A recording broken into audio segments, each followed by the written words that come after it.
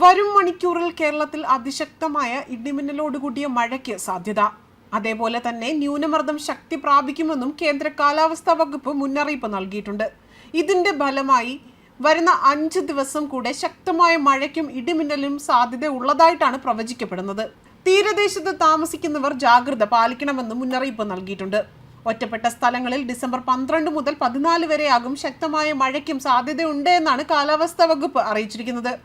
നിലവിൽ തെക്കുകിഴക്കൻ ബംഗാൾ ഉൾക്കടലിനും ഭൂമധ്യരേഖയ്ക്ക് സമീപമുള്ള ഇന്ത്യൻ മഹാസമുദ്രത്തിന് മുകളിലായാണ് ന്യൂനമർദ്ദം സ്ഥിതി ചെയ്യുന്നത്.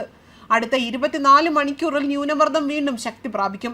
തുടർന്ന് ഡിസംബർ 11 തെക്ക് പടിഞ്ഞാറൻ ബംഗാൾ ഉൾക്കടലിൽ ശ്രീലങ്ക തമിഴ്നാട് തീരത്തിന് സമീപം എത്തിച്ചേരാൻ സാധ്യതയുണ്ട് എന്നും കാലാവസ്ഥാ വകുപ്പ് വ്യക്തമാക്കിയിട്ടുണ്ട്. ഡിസംബർ 12, 13 തീയതികളിൽ വിവിധ ജില്ലകളിൽ യെല്ലോ അലേർട്ടും പ്രഖ്യാപിച്ചു. തെക്ക് കിഴക്കൻ ബംഗാൾ ഉൾക്കടൽ, അതിനോട് ചേർന്ന് തെക്കു പടിഞ്ഞാറൻ ബംഗാൾ ഉൾക്കടലിന്റെ ഭാഗങ്ങൾ എന്നിവിടങ്ങളിൽ മണിക്കൂറിൽ 35 മുതൽ 45 കിലോമീറ്റർ വരെയും ചില അവസരങ്ങളിൽ മണിക്കൂറിൽ 55 കിലോമീറ്റർ വരെയും വേഗതയിൽ ശക്തമായ കാറ്റിനും മോശം കാലാവസ്ഥയ്ക്കും സാധ്യതയുണ്ട്.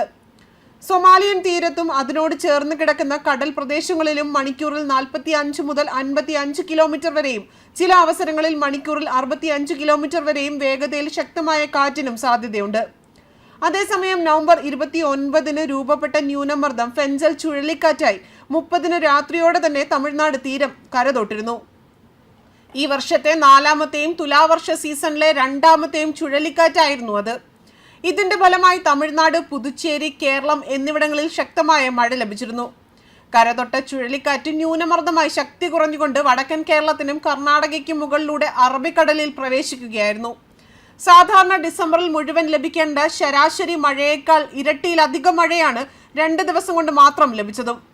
കൂടാതെ ശബരിമലയിൽ അടുത്ത 3 ദിവസത്തെ മഴ സാധ്യത പ്രഖ്യാപിച്ച് കാലാവസ്ഥാ നിരീക്ഷണ കേന്ദ്രം. ആകാശം ഭാഗികമായി മേഘാവൃതമായിരിക്കും. 1-2 തവണ നേരിയതോ ഇടിമിന്നലോട് കൂടിയോ മഴയ്ക്ക് സാധ്യതയുണ്ട്. മണിക്കൂറിൽ 2 സെന്റിമീറ്റർ വരെ സാധ്യതയെന്നാണ് കാലാവസ്ഥാ വകുപ്പ് അറിയിച്ചിരിക്കുന്നത്. കൂടാതെ ഇടിമിന്നൽ മുന്നറിയിപ്പ് പിൻവലിച്ചിട്ടുമുണ്ട്. സന്നിധാനം, പമ്പ, നിലയ്ക്കൽ എന്നിങ്ങനെ ശബരിമല തീർത്ഥാടന കേന്ദ്രത്തെ 3 സ്റ്റേഷനുകളായി തിരിച്ചാണ് പ്രവചനം ഉണ്ടായിരിക്കുന്നത്. ചുഴലിക്കാറ്റ് രൂപപ്പെടുന്നതിന്റെ ആദ്യ പടിയാണ് ചക്രവാത ചുഴി എന്ന് പറയുന്നത്.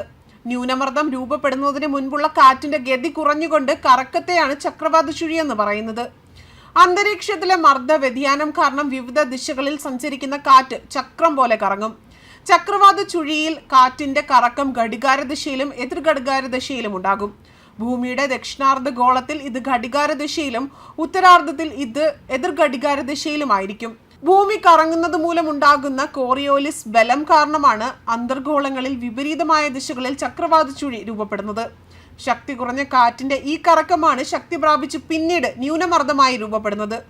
എന്നാൽ എല്ലാ ചക്രവാത ചുഴിയും ന്യൂനമർദ്ദമാകണമെന്നില്ല. ന്യൂനമർദ്ദം ശക്തി കൂടിയാൽ തീവ്ര ന്യൂനമർദ്ദമാകും. തീവ്ര ന്യൂനമർദ്ദം ശക്തിപ്പെട്ട് അതിതീവ്ര ന്യൂനമർദ്ദമാകും. ഇത് വീണ്ടും ശക്തിപ്പെട്ടാൽ മാത്രമാണ് ചുഴലിക്കാറ്റ് രൂപപ്പെടുന്നത്. അതുപോലെ എല്ലാ ചക്രവാത ചുഴിയും മഴ നൽകണമെന്നില്ല.